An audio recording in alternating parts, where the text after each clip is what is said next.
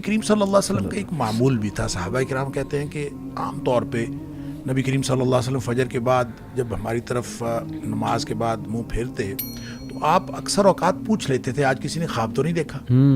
تو اس کا مطلب ہے خواب کی کوئی اہمیت ہے زندگی میں. صحیح.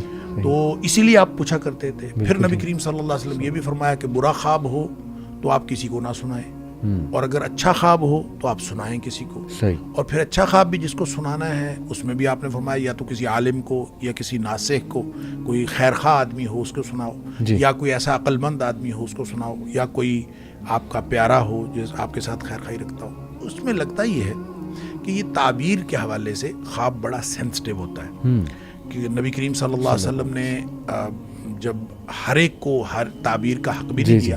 اور مجھے ویسے بھی یوں لگتا ہے کہ تعبیر جو ہے, جیسے اللہ تعالیٰ نے قرآن میں فرمایا کہ حضرت یوسف علیہ السلام کو اللہ تعالیٰ نے تعبیر کا ملکہ دیا تھا اور سکھایا تھا. اس کا مطلب ہے یہ کسبی علم نہیں ہے, یہ وحی ہے, تو اللہ کی طرف سے ملتا ہے. لہٰذا خواب کی تعبیر کا ملکہ ہر کسی کے پاس نہیں ہوتا. کوئی شخص تعبیر کر سکتا ہے, کوئی شخص تعبیر نہیں کر سکتا.